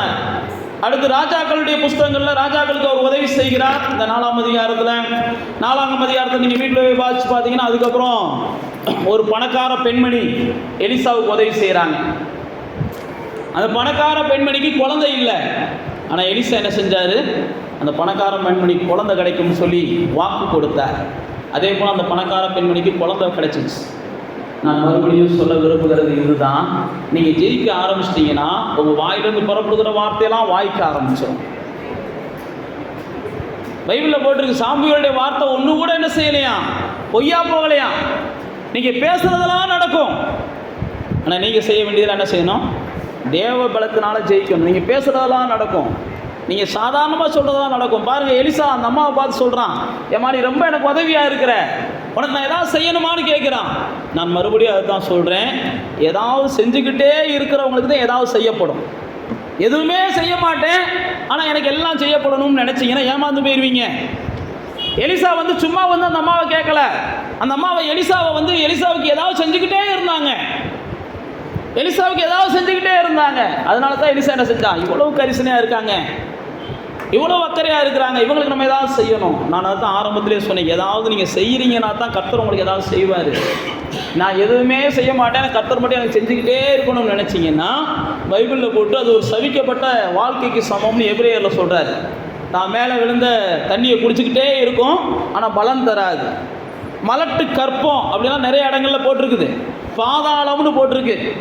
இப்படிப்பட்ட மனிதர்களை குறித்து நான் மறுபடியும் தான் சொல்ல விரும்புகிறேன், ஏதாவது நீங்கள் செஞ்சுக்கிட்டே இருந்தால் தான் உங்களுக்கு ஏதாவது செய்யப்படும், பரலோகத்திலேருந்து ஏதாவது செஞ்சுக்கிட்டே இருக்கப்படும். இந்த அம்மா பாருங்கள், எலிசாவுக்கு ஏதாவது செஞ்சுக்கிட்டே இருக்கிறாங்க. அப்போ தான் எலிசா என்ன செய்கிறாரு, ஏமா உனக்கு என்னம்மா நான் செய்யணும்னு கேட்குறாரு. எதுவுமே நீங்கள் செய்யலைன்னா நான் மறுபடியும் சொல்லுகிறேன், நான் சொன்ன பாருங்க, எலிசாவை விடாமல் போய்கிட்டே இருக்கிறாரு. உடனே எலியா என்ன செய்யறாரு, உனக்கு என்னதாண்டா வேணும், ஏன்டா என்னை விடாம துரத்திக்கிட்டு இருக்கான்னு கேட்கிறாரு. நீங்க செயல்பட்டுக்கிட்டே இருக்கணும். செயல்படாம இருக்கிற யாரையும் கர்த்தர் என்ன செய்ய மாட்டாரு, பயன்படுத்த மாட்டார். நான் மறுபடியும் சொல்லுகிறேன், எனக்கு ஒன்றுமே செய்கிறதுக்கு வேலையே இல்லை பாஸ்டர். நான் தான் சொன்ன மாதிரி வாரத்துக்கு ஒரு முறை நீங்கள் என்ன செய்யுங்க, பீரோவை க்ளீன் பண்ணுங்கள், அல்லது வாரத்துக்கு ஒரு முறை ஒட்டை அடிங்க. நீங்கள் வெளியில் போகிறதில்ல, ரெண்டாவது இருக்கட்டும், ஏதாவது ஒன்று செஞ்சுக்கிட்டே இருங்க. சுற்றி இருக்கிற புல்லை போடுங்க, சுற்றி என்னத்தையும் ஒன்று செய்யுங்க. அதுக்காக 24 மணி நேரம் சாப்பிடாமல் உழைச்சிக்கிட்டே இருக்கேன்னு சொல்ல வரல. சாப்பிட்ற நேரம் சாப்பிடுங்க, தூங்குற நேரம் தூங்குங்க. ஆனால் சும்மா இருக்கிற நேரத்தை சும்மா பயன்படுத்தாதீங்க. ஏதாவது பயனுள்ளதாக என்ன செய்யுங்க, பயன்படுத்துங்க. நேரம் கிடைக்கும்போது தேவனோட செலவழிங்க, நேரம் கிடைக்கும்போது தேவனுடைய ராஜ்யத்துக்காக செலவழிங்க. நேரம் கிடைக்கும்போது ஏதோ ஒன்று செஞ்சுக்கிட்டே இருங்க. அதுதான் நான் உங்களுக்கு மறுபடியும் சொல்லுகிறேன். அதனால தான் அந்த அம்மாவை பார்த்து அவர் கேட்குறாரு, எனக்கு ஏதாவது செஞ்சுக்கிட்டே இருக்கேன், உனக்கு நான் என்னமா செய்யணும்னு கேட்குறார். உடனே அந்த அம்மா என்ன செய்றாங்க, எனக்கு ஒன்றுமே செய்ய வேணாம்ன்றாங்க. பாருங்க, எலியா கேட்டார், உனக்கு என்னடா வேணும்னு. அப்ப எலிசா என்ன சொன்னாங்க, எனக்கு ரெட்டிப்பான வர வேணும்னு கேட்டாங்க. புரியுதா நான் சொல்றது? இந்த அம்மா வந்து ஒரு பெரிய பணக்கார அம்மா. இந்த அம்மா வந்து எலிசாவுக்கு நிறைய செய்யறாங்க. அப்ப எலிசா கேட்கிறார், உனக்கு ஏதாவது வேணுமாமாண்டு, ராஜாட்ட பேசணுமா, வேற ஏதாவது செய்யணுமா உனக்கு அப்படின்னு. உடனே அந்த அம்மா என்ன செய்யறாங்க, எனக்கு ஒண்ணுமே வேணாம்ன்றாங்க. அப்படிப்பட்ட மனரம்யம் உண்மைக்கே இருந்துச்சுன்னா நீங்க ஜெயிச்சுக்கிறீங்க. எனக்கு இருக்கிறது போதும் பாருங்க. இதெல்லாம் உண்மைக்கே அந்த தாயாரை நான் பாராட்டி ஆகணும். அந்த தாயாரை உண்மைக்கே நீங்க எல்லாம் படிச்சு பார்த்தீங்கன்னா பாராட்டுவீங்க. குழந்தை இல்லை அந்த அம்மாவுக்கு. எலிசா யாருன்னு அந்த அம்மாவுக்கு நல்லா தெரியும். எலிசா மூலமா தேவன் என்னென்ன செய்யறான்னு அந்த அம்மாவுக்கு நல்லா தெரியும். ஒருவேளை அந்த அம்மா எலிசாட்ட இதெல்லாம் செஞ்சா, சில நேரத்தில் நம்ம நினைக்கிறோம்ல, இந்த புண்ணியம்லாம் செஞ்சா குழந்தை பாக்கியம் கிடைக்கும்னு நினைச்சு நான் செஞ்சேன்னு கூட சில நேரத்தில் சொல்லுவாங்க. அல்லது இந்த தர்மங்கள்லாம் செஞ்சோம், இந்த மாதிரி தான தர்மங்களை செஞ்சோம், இந்த மாதிரி தான தர்மம் செஞ்சோம், புள்ள நல்லா இருக்குன்னு நினைச்சோம் அப்படின்னு உங்கள்கிட்ட வந்து கேட்குறாங்கன்னு வைங்க. ஏம்மா நீ நிறைய எனக்கு தான தர்மம் செய்கிற, நீ நிறைய இது செய்கிற, ராஜாட்ட பேசணுமா அப்படின்னு கேட்டால் நீங்கள் உடனே என்ன செய்வீங்க, நம்ம ஸ்டாலின்கிட்ட சொல்லி என் மகளுக்கு மட்டும் என்ன செய்யுங்க, ஒரு நல்ல வேலையாக வாங்கி கொடுத்துருங்க பாஸ்டர், அது போதும் பாஸ்டர் இருப்பீங்க. அப்போலாம் நாங்கள் சொல்ல மாட்டோம் மாஸ்டர்னு சொன்னீங்கன்னா எத்தனை பேர் போய் சொல்கிறீங்கன்றது கர்த்தருக்கு தான் தெரியும். நானே உங்கள்கிட்ட கேட்குறேன்னு வச்சுக்கிருவோம், ஏதாவது உங்களுக்கு அப்பாயின்மெண்ட் வேணுமா அல்லது உங்களுக்கு ஏதாவது செய்யணுமா அப்படின்னா நீங்கள் என்ன செய்வீங்க? உடனே உண்மையை சொல்கிறேன், எலிசா மாதிரி கொடுத்தாளுக கேட்டால் கூட நான் சந்தோஷப்படுவேன். சாரி, அந்த அம்மாவை மாதிரி கொடுத்தாளுக கேட்டால் கூட கொஞ்சம் சந்தோஷப்படுவேன். ஒன்று கூட கொடுக்காத ஆள், ஒன்று கூட செய்யாத ஆள் வந்து தான் நிறையா கேட்கும். புரியுதா புரியலான்னு தெரில, ஆனால் எனக்கு மட்டும் புரியுது நல்லா. கவனிச்சிங்களா? இப்போ பாருங்க, அந்த அம்மா என்ன செஞ்சிடறாங்க, எனக்கு ஒன்றுமே வேண்டான்றாங்க. ஆனால் எலிசா வந்து திருப்தியாக இல்லை, அந்த அம்மாவுக்கு ஏதாவது கொடுக்கணும்னு நினைக்கிறாங்க. அப்போ தான் வேலைக்காரன் என்ன செய்கிறாங்க, குழந்தை இல்லைன்னு சொல்கிறாங்க. அப்போ தேவ பிள்ளைகளே, நீங்கள் செயல்பட்டுக்கிட்டே இருந்தீங்கன்னா, நீங்களே வேணான்னு சொன்னால் கூட உங்கள் வாழ்க்கையில் பூரணம் அடைவதற்கு என்னென்ன ஆசீர்வாதம் தேவையோ அதெல்லாம் கர்த்தர் என்ன செய்கிறார், நீங்கள் செயல்படணும், அவ்வளோதான். கர்த்தர் உங்கள்கிட்ட எதிர்பார்க்குறதெல்லாம் அதுதான். செயல்படுறீங்க, ஆனால் நீங்களே விரும்பலைனா கூட, நீங்களே வேண்டலைனா கூட, ஆனால் உங்கள் வாழ்க்கையில் எதெல்லாம் நிறைவடையாமல் இருக்கோ அதெல்லாம் நிறைவடைவதற்கு தேவன் என்ன செய்கிறார்? யாரையாவது பயன்படுத்துகிறார். அங்கே கேயாசியை பயன்படுத்துவார். அப்போ தேவ பிள்ளைகளாகி நாம் அடுத்தடுத்து நீங்கள் வீட்டில் போய் வாசிங்க. எலிசாவை பற்றி நிறையா நம்ம பேசலாம், டைம் ஆயிடுச்சுன்றதுனால நான் முடிக்க விரும்புகிறேன். அப்போ அந்த பெண்மணிக்கு ஒரு குழந்தைய கொடுக்குறாங்க. அந்த குழந்தை பிறந்த உடனே கொஞ்ச நாள் வாலிப வயனாக பார்த்துட்டோன்னே அந்த குழந்தை இறந்து போயிடுது. நீங்கள் அந்த 4ஆம் அதிகாரத்தை வீட்டில் போய் வாட்சி பார்த்தீங்கன்னா தெரியும். உடனே அந்த அம்மா என்ன செய்வாங்க? என்னப்பா ஆசையாக குழந்தைய கொடுத்தீங்க, அந்த குழந்தை செத்து போச்சு அப்படின்னு சொல்லி எலிசாவுடைய பாதத்தில் போய் அந்த குழந்தைய போடுவாங்க. பைபிளில் போட்டிருக்கு, இந்த அம்மா எலிசாவின் பாதத்தில் அழுகிறது வரைக்கும் இந்த அம்மா ஏன் அழுகுதுன்னு எலிசாவுக்கு தெரியாதான். எலிசா எவ்வளோ பெரிய தீர்க்கதரிசி, பைபிளில் நீங்கள் வாட்சி பார்த்தீங்கன்னா தெரியும். ராஜாவுடைய இராணுவ ரகசியங்கள் எல்லாம் எலிசா தெரிஞ்சுக்கிடுவார். அந்நிய நாட்டில் உள்ள ராஜாக்களுடைய இராணுவ ரகசியம். புரியுதா உங்களுக்கு? உங்கள் பக்கத்து வீட்டுக்காரங்க உங்களை பற்றி என்னென்னலாம் யோசிக்கிறாங்கன்னு சொல்லி நீங்கள் தெரிஞ்சுக்கிற விரும்புகிறீங்கன்னு வச்சுக்கிடுவான். நல்லா இருக்குமா வாழ்க்கை? எலிசாவுக்கு அந்த வாழ்க்கை ஆண்டவர் கொடுத்துருந்தார். நமக்கெல்லாம் அந்த வாழ்க்கையை கொடுத்துருந்தான்னு வைங்க, எடுத்தோன்னே என்ன செஞ்சுருப்போம்? எங்கள் மாமனார் லைனில் என்னென்ன யோசிக்கிறாங்கன்னு முதல் சொல்லுங்கள் ஆண்டவரே அப்படின்னு இருப்போம். அவர் சொல்ல இன்றைக்கி தான் ஃபோன் வந்துருச்சு, ரெக்கார்ட் பண்ண ஆரம்பிச்சிடுவோம். எலிசாவுக்கு அந்த பாக்கியத்தை ஆண்டவர் கொடுத்துருந்தார். ராஜாக்கள்லாம் மிரண்டாங்க, என்னடா நம்ம இங்கே உட்காந்துக்கிட்டு யோசிக்கிறதெல்லாம் அங்கே எப்படியா தெரியுது? அப்போ தான் சொல்கிறாங்க, அங்கே ஒரு தேவ மனுஷன் இருக்கான், நீ இங்கே இல்லை எங்கே உட்காந்து யோசித்தாலும் அவனுக்கு விரோதமாக யோசிச்ச, அவனுடைய ஜனத்துக்கு விரோதமாக யோசிச்சேன்னா அவனுடைய தேவன் அவனுக்கு வெளிப்படுத்திடுவார். புரியுதா உங்களுக்கு? நீங்கள் தேவனுடைய பிள்ளைகளாக இருக்கிறதுனால உங்களுக்கு விரோதமாக யாராவது யோசிக்கிறாங்கன்னு வச்சுக்கிடுவோம், அல்லது உங்கள் குடும்பத்துக்கு விரோதமாக யாராவது யோசிக்கிறாங்கன்னு வச்சுக்கிடுவோம், கர்த்தர் உங்களுக்கு வெளிப்படுத்துவார். உனக்கு விரோதமாக யோசிக்கிறான், உன் குடும்பத்துக்கு விரோதமாக யோசிக்கிறான், இன்றைக்கி நீ என்ன செய்யாத, இந்த பக்கம் போகிறதுக்கு பதில் இந்த பக்கம் போயிடு, அவன் கண்ணில் விட படாத, அவன் எப்படா நீ வருவேன்னு காத்து கிடைக்கான். அதுக்காகவே கையில் என்ன செஞ்சிருக்கான்? கழுவுன பாத்திரத்தை எச்சி தண்ணியை வச்சிருக்கான். சும்மாவாவது உன் மூஞ்சியில் ஊற்றி விட்டு என்ன செஞ்சுட்டேன், தெரியாமல் ஊற்றிட்டேன்னு சொல்கிறதுக்காக. இதெல்லாம் நீங்கள் கேட்டுட்டு என்ன செய்யணும்? பார்ப்போம் ஆண்டவர் அப்படியே விட போகிறாருன்னா போகக்கூடாது. பைபிளில் போட்டிருக்கு, எலிசா எச்சரித்த இடத்துக்கெல்லாம் அந்த ராஜா போகாமல் இருந்தாங்க. எலிசா எச்சரித்த இடத்துக்கும் அந்த ராஜா போகலை. அப்போ தேவனை எச்சரிக்கிற இடத்துக்குலாம் நீங்கள் போகக்கூடாது. இங்கே போகாத, அதை பேசாத, அவங்ககிட்ட பேசாத, கொஞ்சம் அடக்கிக்கோ, கொஞ்சம் பேசுனா பேசிட்டு போகிறா அப்படின்னா கொஞ்சம் அடக்கிக்கோங்க, ஒன்றும் இல்லை. சில நேரத்தில் அப்படிலாம் ஆவியானவர் நம்மகிட்ட பேசுவார், கொஞ்சம் கொஞ்சம் கொஞ்சம் தட்டி கொடுப்பார். கொஞ்சம் என்ன செய்யுங்க, ஆவியானவர் தட்டி கொடுக்கட்டும்ன்றதுக்காகவே கொஞ்சம் அமைதியாக இருங்க. இன்னும் கொஞ்சம் கத்துனா தான் நிறையா தட்டி கொடுப்பார். என்ன செய்யாதீங்க, கத்தாதீங்க, அவர் விட்டுட்டு போயிடுவார், ஆட்டுப்பா போப்பான்ட்டு போயிடுவார். புரியுதா நான் சொல்கிறது? அப்போ தேவ பிள்ளைகளே, இங்கே எலிசா பாருங்க, அப்படிப்பட்ட பாக்கியம் பெற்றவன். ஆனால் அந்த அம்மாவுடைய மகன் செத்து போனதா எலிசாவுக்கு என்ன செய்யலை, தெரியலை. அப்போ கர்த்தர் பாருங்க, எல்லாத்துக்குமே ஒரு எல்லை வச்சிருக்கிறார், எல்லாத்துக்குமே எல்லாம் வச்சிருக்கிறார். உடனே எலிசா என்ன செய்கிறான், இந்த அம்மா ஏன் என் பாதத்தில் உட்காந்து அழுகுதுன்னு எனக்கு தெரியலை, ஆண்டவர் எனக்கு தெரியப்படுத்தலை, கொஞ்ச நேரம் அந்த அம்மா அழுகட்டும் அப்படின்னு கொஞ்சம் அமைதியாக இருக்கிறான். அப்போ தான் அந்த அம்மா என்ன செய்கிறாங்க, விஷயத்தை சொல்கிறாங்க. விஷயத்தை சொன்ன உடனே எலிசா என்ன செய்கிறாரு, போமா அப்படின்னு வேலைக்காரனை அனுப்புகிறாரு. ஆனால் அந்த அம்மா என்ன செய்கிறாங்க, வேலைக்காரன் இல்லை, நீங்கள் தான் வரணும்னு நிற்கிறாங்க, நீங்கள் தான் வரணும்னு நிற்கிறாங்க. உடனே பைபிளில் போட்டுட்டு எலிசா போய் அந்த குழந்தைக்கு என்ன செஞ்சான்னா, மறுபடியும் இழந்ததை மீட்டு கொடுத்தான், இழந்ததை மீட்டு கொடுத்தான். அப்போ நீங்களும் நானும் நல்லா புரிஞ்சுக்கிறணும், நாம் தேவனுடைய ஊழியர்களோடு, தேவனுடைய வசனத்தோடு, தேவனுடைய வார்த்தையோடு, அந்த அம்மா எலிசாவோடு நல்லா ஐக்கியமாக இருந்தாங்க. அதனால தான் இழந்ததை கூட அவங்க மீட்டுக்கிட்டாங்க. எலிசாவுக்கு மேலே கொஞ்சமாவது கரிசனையோடு ஏதோ அவங்களால முயன்றதை செஞ்சாங்க, இயன்றதை செஞ்சாங்க. தேவன் உங்களுக்கு ஒரு ஊழியக்காரரை கொடுத்துருக்கிறான்னா உங்களால் இயன்றதை அந்த ஊழியக்காரருக்கு நீங்கள் என்ன செய்யணும், செய்யணும். எல்லாம் வேத புத்தகத்தில் பார்த்தீங்கன்னா இயேசு சொன்னார், என் நாமத்து நிமித்தம் ஒரு கலசம் தண்ணி கொடுத்தாலும் உங்களுக்கு பலன் இருக்கு. என்னுடைய நாமத்து நிமித்தம் இவர்களுக்கு என்ன செய்கிறீங்களோ அதை என்ன செய்கிறீங்க, எனக்கே செய்கிறீங்க. அது மொத்தம் பாசு சுற்றி வளைச்சு ஏதோ கேட்குறாரெல்லாம் நினைக்காதீங்க, சத்தியத்தை பேசிக்கிட்டு இருக்கிறோம்.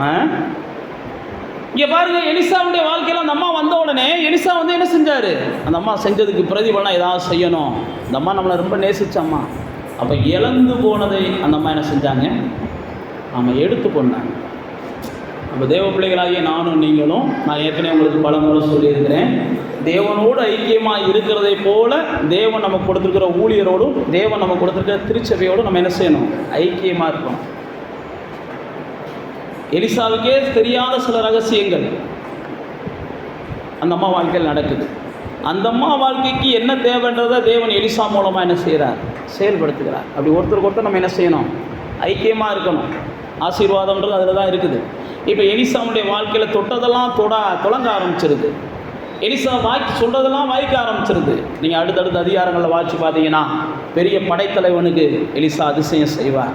அதுக்கடுத்த அதிகாரங்களில் வாய்ச்சி பார்த்தீங்கன்னா பெரிய பஞ்சம் எலிசா சொல்லுவார், நாளை காலையில் பஞ்சம் மாறி போயிடும்னு சொல்லுவார். அடுத்து தொடர்ந்து வாய்ச்சி பார்த்தீங்கன்னா எலிசாவுக்கு ஒரு வெற்றி முகம், ஏறுமுகம் கிடச்சிக்கிட்டே இருக்கும்.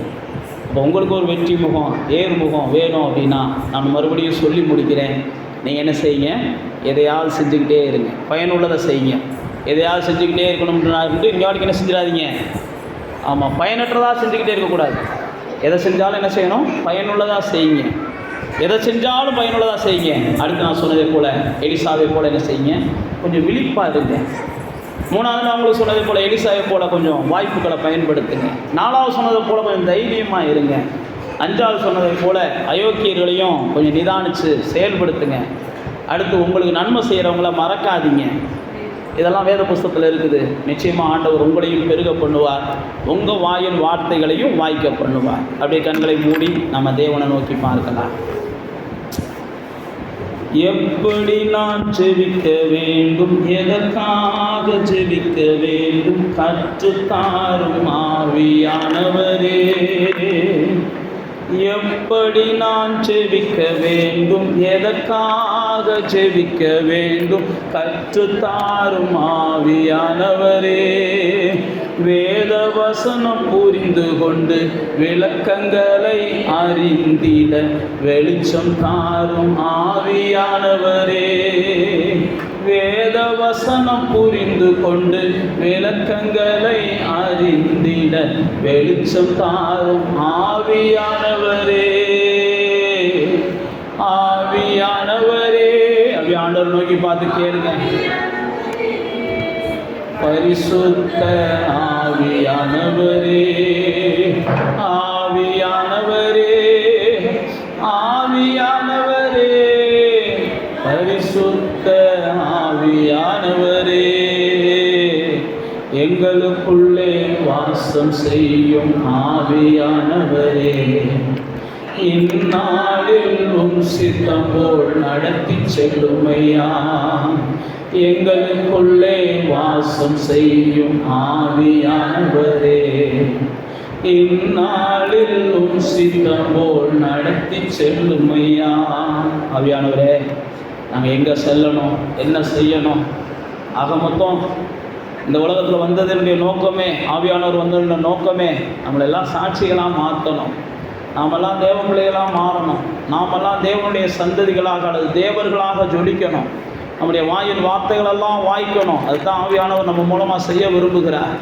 நம்ம மூலமாக அவருடைய வல்லமையை வெளிப்படுத்த விரும்புகிறார். அன்றைக்கு எலிசாவின் வாழ்க்கையை ஆண்டவர் இரட்டிப்பான ஆசீர்வாதங்களால் நிரப்புனதை போல இதுவரைக்கும் நமக்கு முன்பாக வாழ்ந்த பரிசுத்தவான்கள் சாதித்ததை பார்க்கிலும் நானும் நீங்களும் அதிகமாக சாதிக்க விரும்பணும். இதுக்கு முன்னாடி இருந்த பரிசுத்தவான்கள் அநேகரை கிறிஸ்துவண்டயத்தில் நடத்தினதை பார்க்கிறோம். நானும் நீங்களும் அநேகரை வழி நடத்துவதற்கு விரும்பணும். இதுக்கு முன்னாடி இருந்த பரிசுத்தவான்கள் மூலமாக வந்த எழுப்புதலை காட்டிலும் நம்ம மூலமாக வருகிற எழுப்புதல் இன்னும் பெருசாக இருக்கணும். அதை நம்ம விரும்பணும். எலிசா விரும்பினா எலியாவை காட்டில் நான் பெரிய காரியத்தை செய்யணும்னு சொல்லி ஆவிக்குரிய வாழ்க்கையில் நீங்கள் விரும்புங்க. நான் இதுவரைக்கும் என்னுடைய சமுதாயத்தில் என்னுடைய ஜனங்கள் மத்தியில் வாழ்ந்த எல்லா கிறிஸ்தவர்களை பார்க்கிறோம். நான் எல்லா வகையிலையும் ஒரு பயனுள்ள கிறிஸ்தவனாக வாழணும்னு நீங்கள் விரும்புங்க. அதே போல் எங்கள் சந்ததியில் மற்றவங்க வாழ்ந்ததை காட்டிலும் ஒரு நல்ல ஒரு உயர்வான வாழ்க்கையை நான் வாழணும்னு விரும்புங்க. அதே போல் என்னுடைய பிள்ளைகளை மற்றவங்களை காட்டிலும் நான் உயர்ந்த இடத்துக்கு கொண்டுட்டு போகணும்னு விரும்புங்க. நான் ஏதோ ஒரு வகையில் ஒரு சரித்திரமாகணும், ஏதோ ஒரு வகையில் நான் ஒரு சாதனையாளர் ஆகணும், ஏதோ ஒரு வகையில் நான் ஜெயிச்சு காமிச்சே ஆகணும், நான் வாழ்ந்து காமிச்சே ஆகணும், நான் தேவனுடையவன், நான் அநேகருக்கு வழிகாட்டியாக மாறணும். இது வரைக்கும் என் பேச்சை மதிக்காதவங்கெல்லாம் இனி என் பேச்சை கேட்குற சூழ்நிலைகள் வரணும். அப்படின்னா நான் ஜெயிச்சு காமிக்கணும், நான் தேவனாலே வாழ்ந்து காமிக்கணும், தேவனாலே நான் சாதிச்சு காமிக்கணும். எலிசாவை போல கொஞ்ச நாள் சும்மா இருங்க, கொஞ்ச நாள் மௌனமாக இருங்க. உங்களுக்கான நேரம் வரும் வரைக்கும் காத்துருங்க. உங்களுக்கான நேரம் வரும்போது தேவனுடைய வல்லமை உங்கள் மூலமாக வெளிப்பட ஆரம்பிக்கும். அதுக்கப்புறம் உங்களை பரியாசம் பண்ணவங்களாம் உங்களை பார்த்து பணிந்து கொள்ளுவார்கள். உங்களை பரியாசம் பண்ணவங்களாம் அவங்கள பார்த்து பணிஞ்சுக்கிடுவாங்க. அதுக்கப்புறம் பணிய ஆரம்பிச்சிடுறாங்க. அடுத்து எலிசாவுக்கு பின்பற்ற ஆரம்பிச்சிடுறாங்க. எலிசாவை தலைவராக ஏற்றுக்கொண்டு அடுத்தடுத்து செயல்பட ஆரம்பிச்சிடுறாங்க. நான் மறுபடியும் சொல்லுகிறேன், எதையாவது செஞ்சுக்கிட்டே இருங்க, எதையாவது செஞ்சுக்கிட்டே இருங்க. கர்த்தர் நிச்சயமாக நீங்கள் செய்கிறதுக்குரிய பிரதிபலனை தருவார், அதுக்குரிய உயர்வை தருவார். ஏதாவது உங்களை கர்த்தர் செய்ய விரும்புகிறார், நாட்களை செய்யுங்க, சோர்வடையாதீங்க. தேவையற்றதை யோசிச்சுக்கிட்டே இருக்காதீங்க. தேவையானது என்ன அப்படின்னு யோசிங்க. உங்களுக்கு என்ன வேணும்னு யோசிங்க. உங்களுக்கு எதெல்லாம் பெற்றுக்கொண்டால் நல்லதுன்னு யோசிங்க. நல்லதை யோசிங்க, நல்லதை சிந்திங்க. தேவையற்றதுக்கெல்லாம் இடம் கொடுக்காதீங்க. நீங்கள் நல்லா இருக்கணும்னா, நல்ல வாழ்க்கை வேணும்னு நினச்சிங்கன்னா நல்லதை யோசிங்க. ஒரு நல்ல எதிர்காலத்தை கர்த்தர் உங்களுக்கு தருவாராக. இதாகவே நாங்கள் எலிசாவின் வாழ்க்கையை பார்க்குறோம். அற்பமாய் துவங்கப்பட்ட எலிசாவின் வாழ்க்கை ஒரு கை கழுவுற மனுஷனுக்கு தண்ணி ஊற்றுறதை போல தொடங்கினார். ஏர் பூட்டி கொண்டு வேலை பார்த்தார். அற்பமாக தொடங்கினார். அதுக்கப்புறம் பார்த்தா அற்புதமாக முடியுது. ராஜாக்கள் வந்து ஆலோசனை கேட்குறாங்க. தலைவர்கள் வந்து காத்து கிடக்காங்க வாசப்படியில். நாகமான் வந்து காத்து கிடக்கிறது மாதிரி, ஆண்டவரே இன்றைக்கி எங்களுடைய ஆரம்பம் வேணால் அற்பமாக இருக்கலாம்ப்பா, ஆனால் நாங்கள் எதையாவது செஞ்சுக்கிட்டே இருப்போம். இந்த அற்பமான ஆரம்பத்தை அதிசயமான நாங்கள் நாட்களாக மாற்ற விரும்புகிறோம். எதையாவது நாங்கள் செஞ்சுக்கிட்டே இருப்போம். நிச்சயமாக நாங்கள் வாழ்ந்திருப்போன்ற நிச்சயம் எங்களுக்கு இருக்குதுப்பா. உம்முடைய பலத்தினால, உம்முடைய தயவுனால, உம்மாலே நாங்கள் நிச்சயமாக ஜெயிப்போன்ற நம்பிக்கை எங்களுக்கு இருக்குப்பா. உம்மாலே நாங்கள் நிமிர்ந்திருப்போம், வாழ்ந்திருப்போன்ற நம்பிக்கை எங்களுக்கு இருக்குது ஆண்டவரே. எதையாவது நாங்கள் செஞ்சுக்கிட்டே இருப்போம். நிச்சயமாக ஒரு நல்ல நாட்களை நாங்கள் காணோம். எங்களுக்கு நீர் அருள் புரிவீர் என்று நாங்கள் நம்புகிறோம்ப்பா. எலிசாவுக்கு நல்ல நாட்களை கொடுத்து அநேகருடைய வாழ்க்கைக்கு அவன் விளக்கேற்றினதை போல நாங்களும் நல்ல நாட்களை பெற்றுக்கொண்டு அநேகருடைய வாழ்வுக்கு வழிகாட்ட எங்களை ஒப்புக் கொடுப்போம். கர்த்தர் உதவி செய்கிறாங்க. இங்கே வந்திருக்கிற ஒவ்வொருவரையும் பலப்படுத்துங்க, ஒவ்வொருவரையும் ஆசீர்வதிங்க. இயேசுவின் நாமத்தில் ஜெபிக்கிறோம்.